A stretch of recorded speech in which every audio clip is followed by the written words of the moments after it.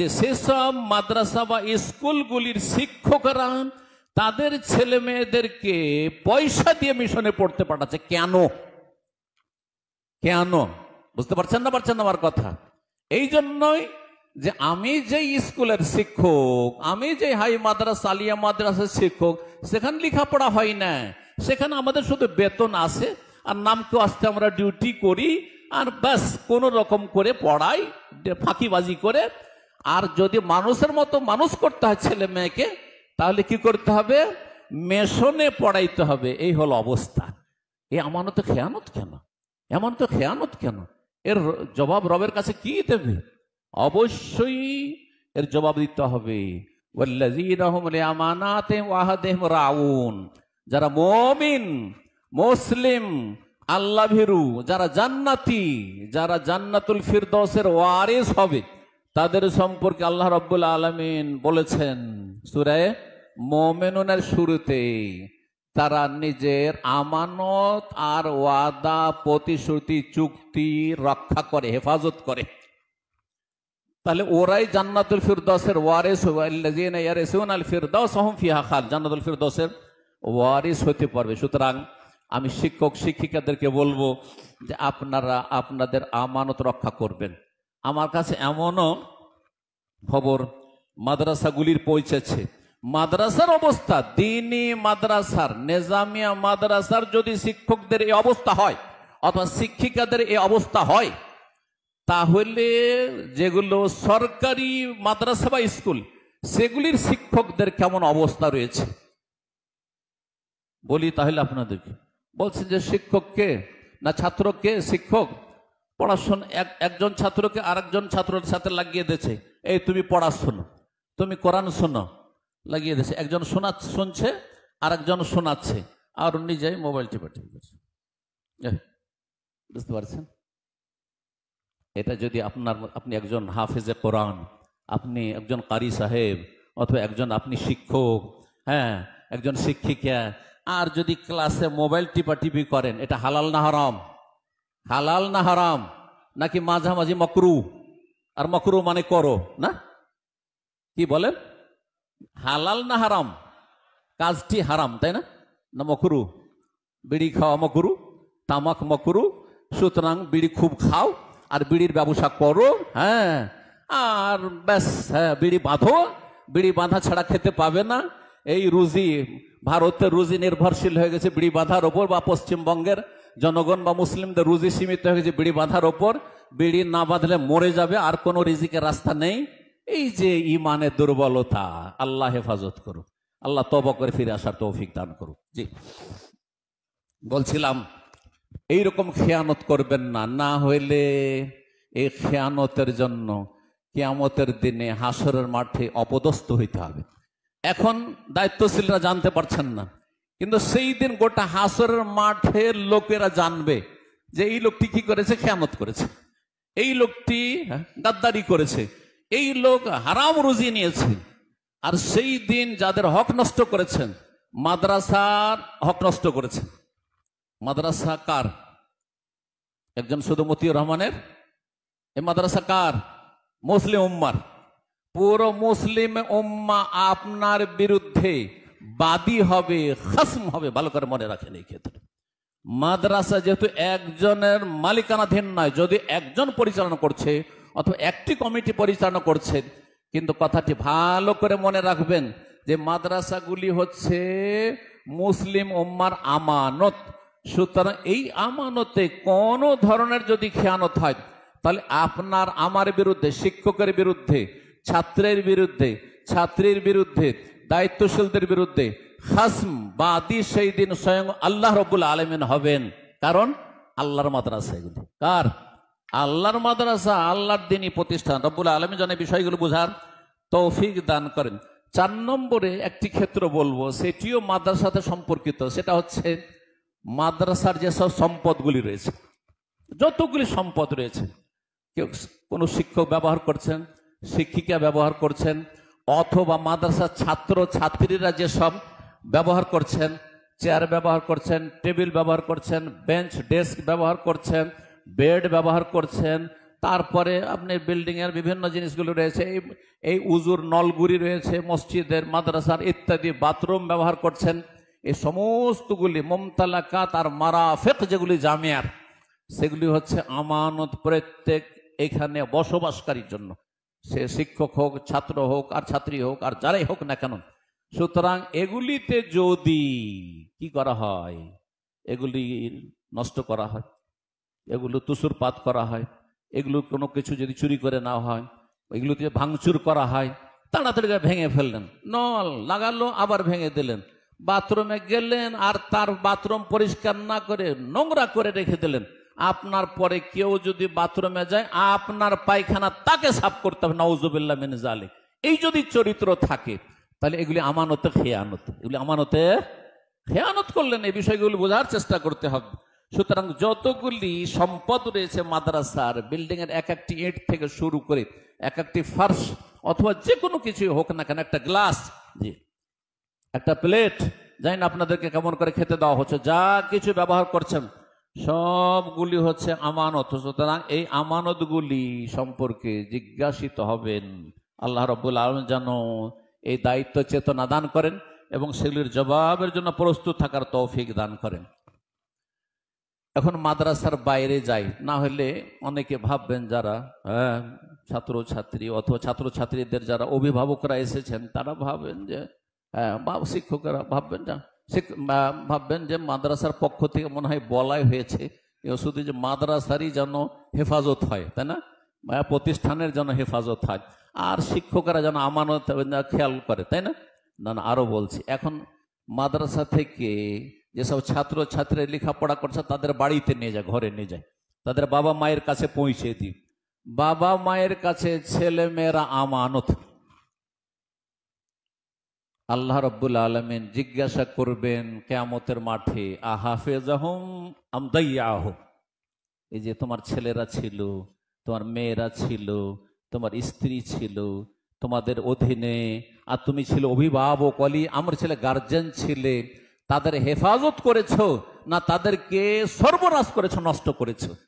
হেফাজত মানে শুধু শারীরিক পরিচর্যা নয়, হেফাজত মানে শুধু চিকিৎসা দেওয়ার নয়, হেফাজত করা মানে শুধু পেটের ভাত দেওয়ার নয়, হেফাজত করা মানে শুধু ডাক্তার ইঞ্জিনিয়ার বানানো নয়। যদিও একটা টেন্ডেন্সি এখন তৈরি হয়েছে আমাদের সমাজে যে দুটো পয়সা হলেই ডাক্তার বানাইতে হবে, তাহলে সবচেয়ে বড় কামাল হয়ে গেল, তাই না। হ্যাঁ, তো না, ঠিক আছে, অবশ্যই প্রয়োজন আছে। আর তারপরে বহুমুখী আমাদের শিক্ষার প্রয়োজন রয়েছে, যাতে করে বহুমুখী খেদমত করতে পারি আর জাতি স্বাবলম্বী হতে পারে, অন্যের দ্বারস্থ কম হতে হয়। আল্লাহ যেন বুঝার এবং আমলের তৌফিক দান করেন। বলছিলাম যে সার্বিক ক্ষেত্রে বাপ মাকে ছেলে মেয়েদের আমানত রক্ষা করতে হবে। একটি হচ্ছে দুনিয়াবি আমানত, পার্থিব আমানত, আর একটি হচ্ছে পারলৌকিক আমানত বা দ্বীনি আমানত। কোনটা বেশি গুরুত্বপূর্ণ? দ্বীনি আমানত।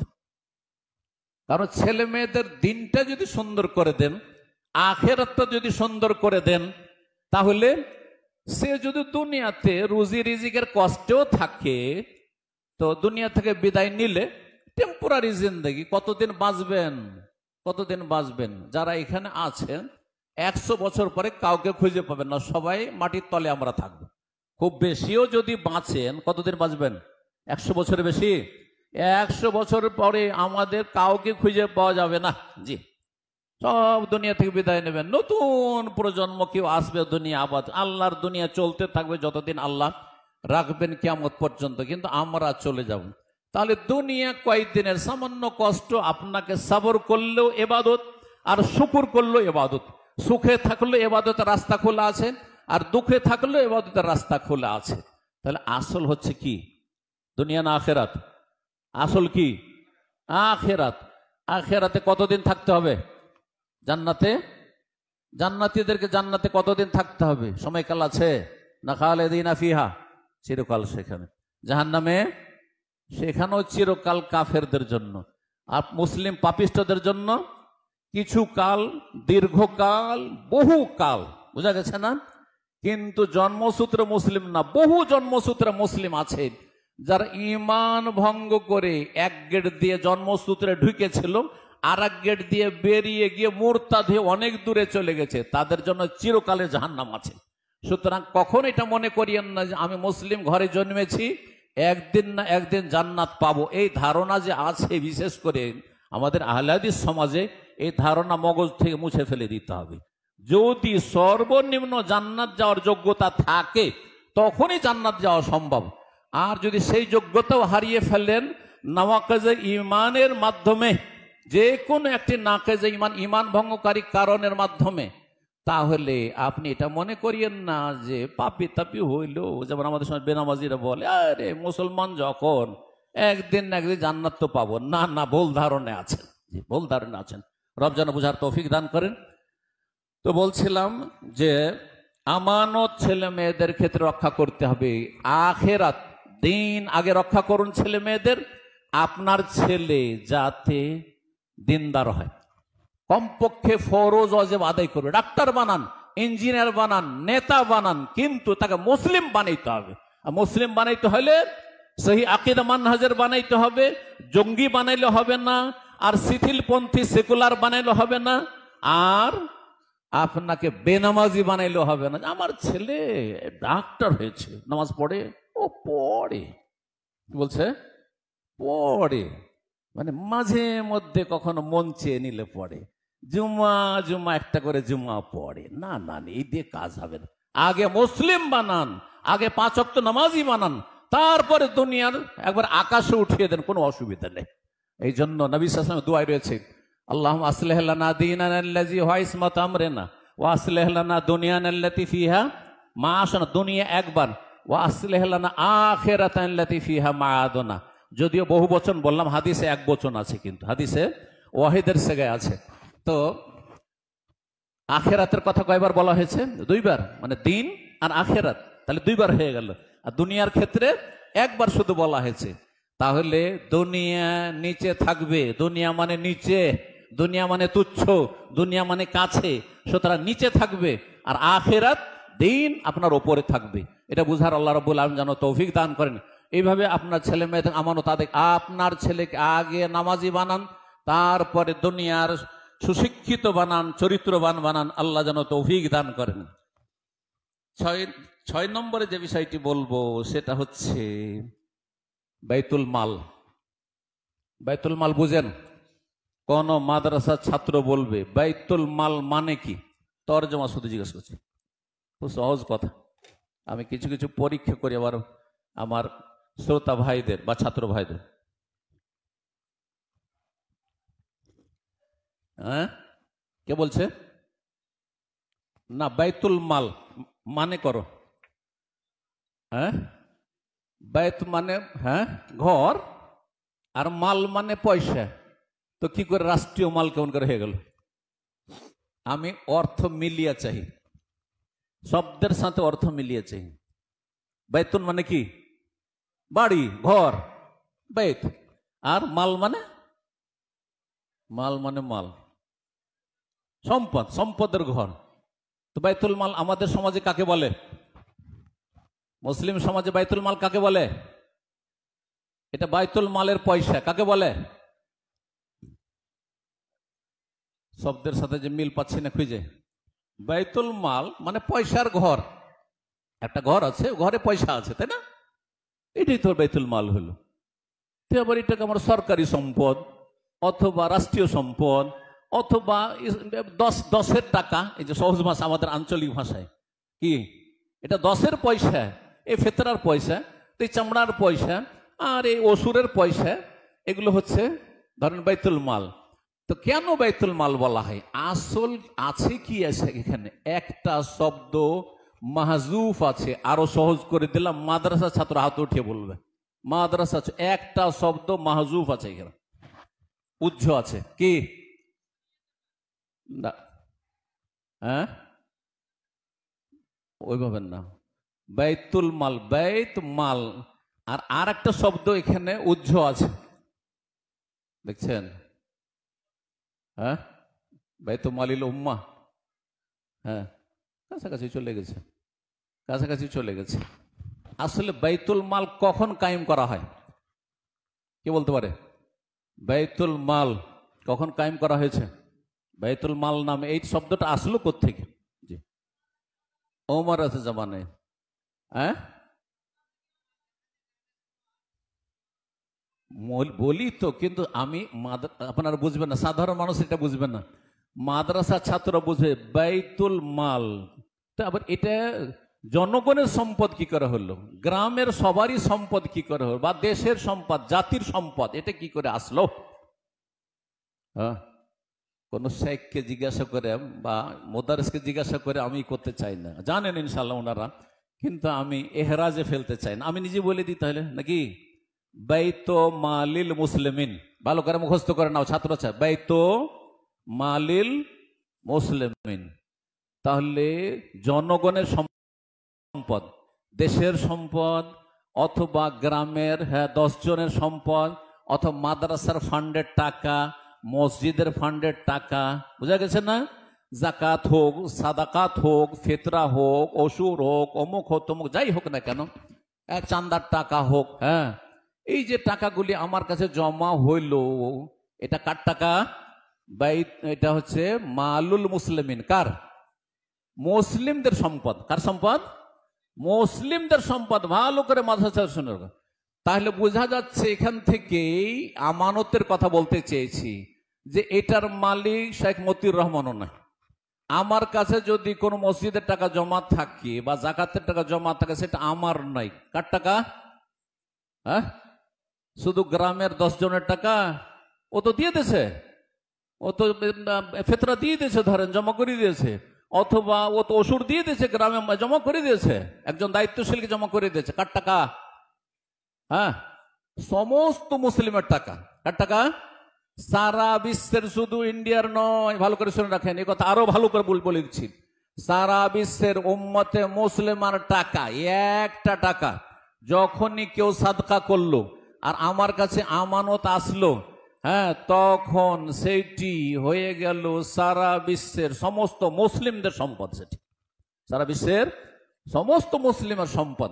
তারপরে সেটা যেহেতু জামিয়াতুল ইমাম আলবানির জন্য দেওয়া হয়েছে, তখন এই জামিয়াই খরচ হবে, জামিয়া বুখারীর জন্য দেওয়া হয়েছে, তখন তার জন্য খরচ হবে, বুলকি জামিয়া ইসলামের জন্য তার জন্য খরচ হবে, গরিবদের জন্য জমা করা হয়েছে, সেই জন্য গরিবরা সেটা নেবে, সেটা ভিন্ন বিষয়।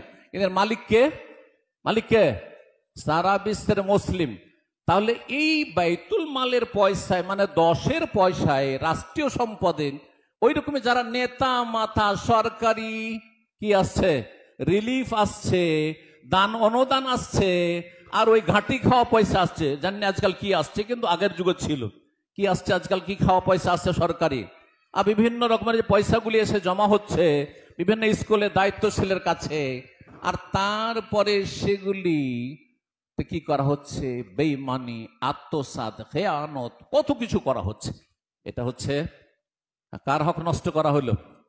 হ্যাঁ, সমস্ত, যদি মুসলিম জাতির সেটা সম্পদ হয়, অর্থাৎ আপনি দিনের জন্য দিয়েছেন, সরকারি সম্পদ হলে সেটা সরকারের সম্পদ, গোটা দেশের নাগরিক মালিক, গোটা দেশের।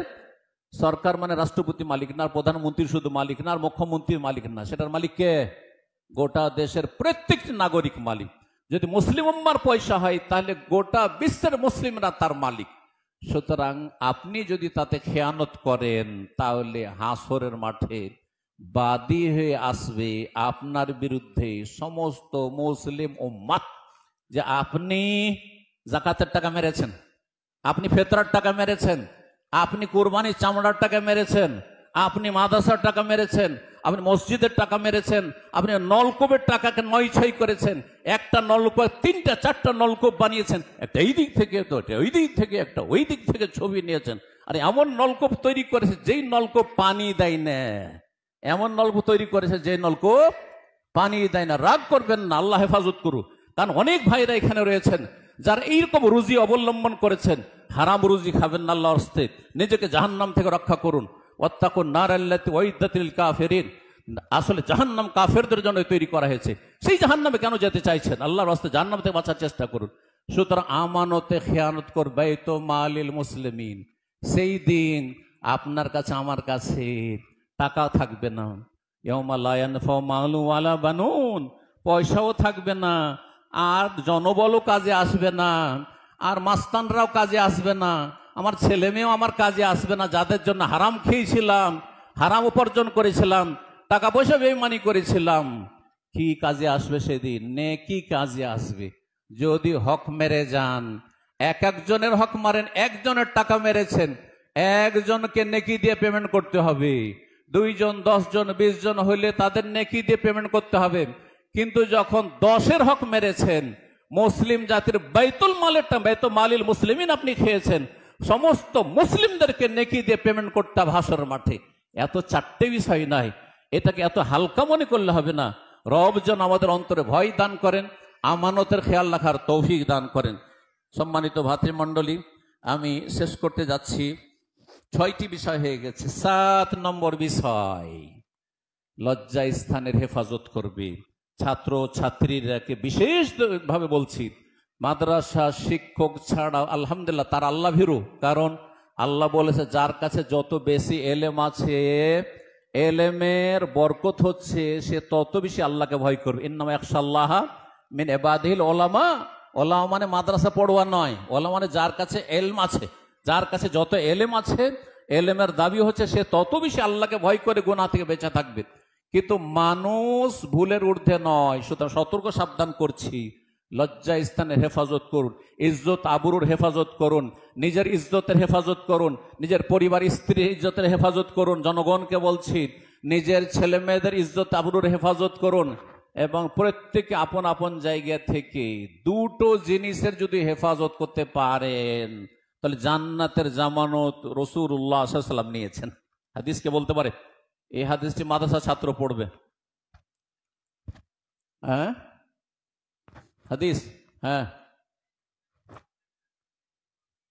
মাইয়াজমানু লি মা বাইনা লাহইয়াইহি ওয়া মা বাইনা রিজলাইহি আযমানু লাহু আল জান্নাহ। লাইহা মানে কি? হ্যাঁ, ওই লাইহা থেকে দাড়ি। হ্যাঁ বুঝছি, হ্যাঁ, তো দাড়ি যেহেতু এখানে আছে, যদি এই জবানের হেফাজত করতে পারেন, জিহ্বাটার হেফাজত, বাক শক্তির হেফাজত করতে পারেন।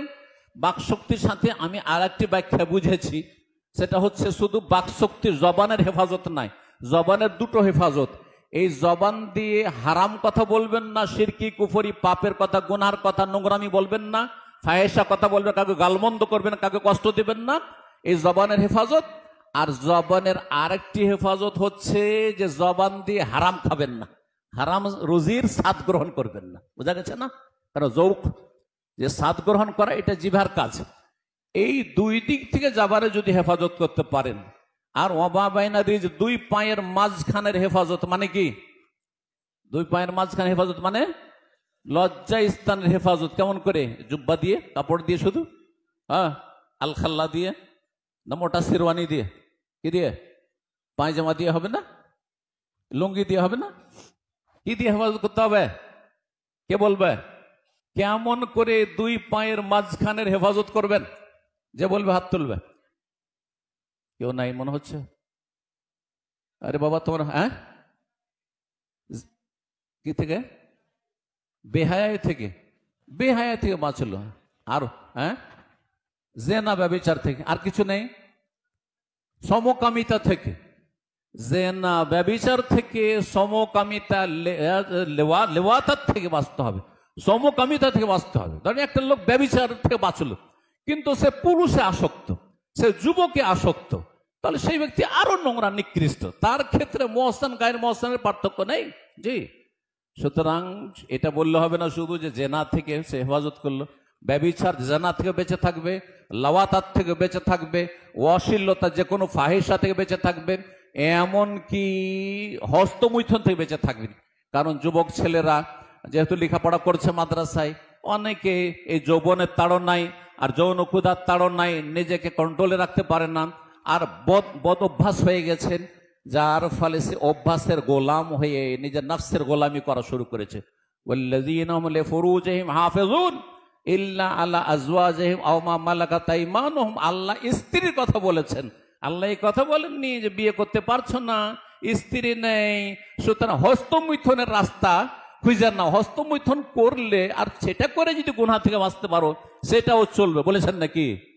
বরং নবী সাল্লাল্লাহু আলাইহি ওয়াসাল্লাম কি বলেছেন, হয় পারলে বিয়ে করো, আর না পারলে কি করো, না পারলে ওয়ামাল্লাম ইয়াস্তাতি ফালাইহি বিসওম, সিয়াম পালন করো, সোমবারে রোজা রাখো, বৃহস্পতিবার রোজা রাখো, মাসে 3টা করে রোজা রাখো। ওতেও হচ্ছে না, দাউদ আলাইহিস সালামের রোজা রাখো সর্ব ঊর্ধ্বে, ইয়াসুমু ইয়াওমান ওয়া ইফতারু, একদিন রোজা রাখো, একদিন ইফতার করো, পানাহার করো, কিন্তু তার মধ্যে তাআব্বুদ আসতে হবে, ইবাদতও থাকবে, মন মানসিকতা ভালো থাকবে, ঈমানও তাজা হবে, আর শরীরও কন্ট্রোল হবে, শারীরিক অবস্থা কন্ট্রোল হবে, জনক্ষুধা কন্ট্রোল হবে। আল্লাহ যেন তৌফিক দান করেন। হালাল পথ রয়েছে, বিকল্প পথ রয়েছে, হারাম পথ কখনো অবলম্বন করবেন না, অনেক বিকল্প পথ রয়েছে। আল্লাহ রাব্বুল বিয়ের বিকল্প রেখেছেন। রোজা, কথা না বাড়িয়ে শেষ করতে যাচ্ছি। আল্লাহ যেন হেফাজতের তৌফিক দান করেন, সবকিছু জবানের হেফাজত এবং আল্লাহ রাব্বুল আলামিন মান ইজ্জতের হেফাজত, ইজ্জত আবুর হেফাজত আল্লাহ যেন তৌফিক দান করেন। আলোচনা 7টি হয়ে গেছে। 8 নম্বর যেটি বলবো সেটি হচ্ছে প্রতিটি অঙ্গ প্রত্যঙ্গের হেফাজত করবেন। ওর মধ্যে চোখ আর কান। অনেকে কান দিয়ে গান শুনছেন, কোরআন হাদিসের কথা শুনেন না। অনেক ভাইয়েরা, অনেক ছাত্ররা, অনেক শিক্ষক ও কি শুনবে, আনাসিদ শুনবে। আনাসিদ বুঝেন তো, সঙ্গীত শুনবে, ইসলামী সঙ্গীত, ইসলামী জাগরণ, এগুলো শুনবে। যেই ব্যক্তি শুধু গজল শোনে, নাচ শোনে, এই শোনে, সেই শোনে, জাগরণী শোনে, সঙ্গীত শোনে, বলে ইসলামী গান, ইসলামী গান শোনে। এক লোককে একবার দেখছি, অনেক আগের কথা বলছি, দাওয়াতের ময়দানে, সে কিছু শুনছে এরকম। তো আমি বললাম, কি শুনছেন আপনি, কি শুনছেন? সে কানে লাগিয়ে শুনছে। তো বলছে, আমি ইসলামী সঙ্গীত, ইসলামী গান শুনছি। কার শুনছেন? বলছে যে এই পাকিস্তানের এক মহিলা ছিল, উম্মে হাবিবার গান শুনছি। বুঝে আউযুবিল্লাহ, আউযুবিল্লাহ। কথা বোঝা গেছে? যেই ব্যক্তি, ভালো করে শোনেন, সালাফরা বলেছেন, ওলামারা বলেছেন, যেই ব্যক্তি এই ইসলামী সঙ্গীতের নামে এইসব সঙ্গীতে বা শের শায়রিতে, কবিতা শোনায়, ছন্দ শোনায় আসক্ত হবে, যাকে ভালো লাগবে, তার অন্তর থেকে কোরআনের মহব্বত বেরিয়ে যাবে। ওর দ্বারা কোরআন তেলাওয়াত নসিব হবে না, কোরআন শুনতে ভালো লাগবে না। কোরআন শুনতেই যদি ওকে ভালো না লাগে, তো আমার মতো কর্কশ ভাষায় 1 ঘন্টা ধরে ওয়াজ কি করে বা শুনবে? যখন দিনের কথাই শুনবে না, ও হেদায়েতই কি করে নসিব হবে? শুধু ওর পুঁজি হচ্ছে সুর, সুর শোনা, সুর শোনা। যেমন আজকালকার জলসার অবস্থা হচ্ছে, জলসা কি জন্য করা হয়? কিছু কালেকশন করার জন্য, উন্নতি কল্পে। জলসা কিসের জন্য করা হয়? বছরে একটু বিনোদন লাগবে, একটু মেলা ঠেলা লাগবে, যাবো, বউ বেটি নিয়ে যাব, একটু ধুমধাম করে আসবো। জলসা কি জন্য করা হয়? এই জন্য করা হয় যে সেখানে কিছু সুর সার শুনবো। খুব ভালো লেগেছে, একজন এসেছিল না, এত সুন্দর ওয়াজ করেছে না, কি বললো যে সেটা বুঝিনি, কিন্তু সুরটা খুব সুন্দর, সুরটা খুবই সুন্দর। এ হচ্ছে জলসার অবস্থা। যার ফলে জলসাতে, আগেই বলেছি যে জলসার কথা আমাকে কেউ বলবেন না আল্লাহর রাস্তায়। জি, তো বলছিলাম অঙ্গ প্রত্যঙ্গের হেফাজত করতে হবে। অঙ্গ প্রত্যঙ্গের হেফাজতের চোখ, চোখ দিয়ে কত গুনাহ করছেন আপনি। আজকালকার নারী ফিতনা, নারী ফিতনা বড় ফিতনা, নারী ফিতনা বড় ফিতনা। প্রাচীন যুগের বনি ইসরায়েলদের জামানার ফিতনা, আর এই উম্মতের ফিতনা, তিরমিজির হাদিসের যে পয়সার ফিতনা, পয়সার ফিতনা থেকে, নারী ফিতনা থেকে যেই ব্যক্তি বেঁচে থাকতে পারবে, সে আজকালকার জামানায় সফল। সোশ্যাল মিডিয়ার জামানায়, ফেসবুকের জামানায়, ইউটিউবের জামানায় আপনাকে নারী ফিতনা থেকে বাঁচতে হবে, পয়সার ফিতনা থেকে বাঁচতে হবে। আল্লাহ যেন তৌফিক দান করেন। এই চোখ, রাস্তাঘাটে যেখানে যাবেন শুধু মহিলা আর মহিলা, বেহায়া মহিলা, বেপর্দা মহিলা, মাথা খুলে, চুল খুলে, একটা ওড়না পর্যন্ত নেই, টাইট কাপড় পরে আছে, আকর্ষণীয় লেবাস পোশাক পরে আসছে, আর যেন ফিতনায় লিপ্ত করার চেষ্টা করছে। আল্লাহ কি হুকুম করেছেন? ইয়াগুযু মিন আবসারিহিম, চোখটা নিচে করো, মাথা নিচে করো। শুধু মহিলারা মাথা নিচে করবে না, দুই দিক থেকে উভয় পক্ষ মাথা নিচে করতে হবে। ওই তাকাইতে থাকলাম, ও খুইলে আছে তো আমি করব কি, ও বেহায়া চলছে তো আমি করব কি? এটা বৈধতার কোনো কারণ নয় যে আপনার জন্য সেটা দেখা হালাল হয়ে গেল। এমনকি অমুসলিম মেয়েদের দিকে তাকানো ওই রকমই হারাম, ভালো করে মনে রাখেন। এটা কখনো মনে করবেন না যে অমুসলিম মহিলা যেহেতু শরীর খোলা চলাফেরা করছে, সেজন্য দেখা জায়েজ হয়ে যাবে, কখনো জায়েজ হবে না। আল্লাহ যেন সংশোধনের তৌফিক দান করেন। আর তারপরে 8টি আশা করি হয়ে গেছে। 9 নম্বর যে বিষয়টি বলবো সেটা হচ্ছে, অনেকগুলি পয়েন্ট আছে আমার কাছে, কিন্তু 10টি 9 নম্বর হয়ে গেছে। 10 নম্বর যেটি বলবো সেটা হচ্ছে দেশের আমানত রক্ষা করতে হবে। কি করতে হবে? দেশ হচ্ছে আমানত। আমরা ভারতের মানুষ, সুতরাং ভারতবর্ষ হচ্ছে আমাদের একটি কি, যখন জন্মভূমি, মাতৃভূমি, এটি আমাদের দেশ। সুতরাং এই দেশ আমাদের প্রত্যেক নাগরিকের আমানত। সুতরাং এই দেশের কোনোভাবে ক্ষতি হোক, অর্থ সম্পদের ক্ষতি হোক আর নিরাপত্তার ক্ষতি হোক, যে কোনো ধরনের ক্ষতি হোক না কেন, এমন কাজ থেকে অনেক দূরে থাকতে হবে, এই শিক্ষা ইসলাম দিয়েছে। সুতরাং মুসলিম কখনো চরমপন্থী হইতে পারেন না, মুসলিম কখনো জঙ্গি হইতে পারেন না, মুসলিম কখনো খারিজি হইতে পারেন না, মুসলিম কখনো ফাসাদি হইতে পারেন না। না না না, ফাসাদ।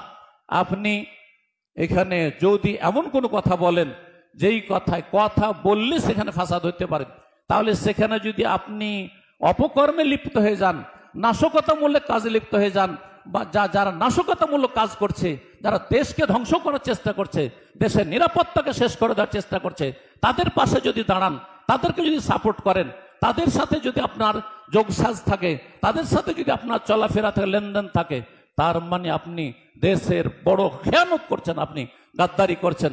আল্লাহ যেন বুঝার তৌফিক দান করেন এবং আল্লাহ রাব্বুল আলামিন যেন আমাদের হেফাজত করেন, আমাদের দেশের হেফাজত করেন, দেশের আমানতকে রক্ষা করার তৌফিক দান করেন এবং দেশের সার্বভৌমত্বকে রক্ষা করার তৌফিক দান করেন এবং দেশকে সমস্ত অনিষ্টকারীর অনিষ্ট থেকে আল্লাহ রক্ষা করেন, সমস্ত জালেমের জুলুম থেকে আল্লাহ রক্ষা করেন, ভালো মানুষদেরকে আল্লাহ শক্তিশালী করেন এবং অসৎ লোকদেরকে আল্লাহ যেন দূর করে দেন এবং ভালো মানুষ দিয়ে দেশকে আল্লাহ যেন এগিয়ে নিয়ে যাওয়ার আমাদের সকলকে তৌফিক দান করেন। এখানে আমার আজকের আলোচনা শেষ করছি। জাযাকুমুল্লাহু খাইরান। এবং শেষখানে আবার আপনাদের সকলে শুকরিয়া আদায় করছি এবং এই প্রতিষ্ঠান দেখে এবং এই ছাত্রদেরকে দেখে যে আমি খুশি অনুভব করছি, সেটি আমার ভাষায় আমি প্রকাশ করতে পারবো না। আল্লাহ যেন এটাকে টিকিয়ে রাখা তৌফিক দান করেন, কবুল করেন এবং আমার আগমনটিকে, আমার আশাটিকে এখানে আল্লাহ যেন বরকতপূর্ণ করেন, আমার জীবনে বরকত দান করেন, আপনাদের সার্বিক জীবনে আল্লাহ যেন বরকত দান করেন এবং যেসব ভাই বোনেরা এখানে এসেছেন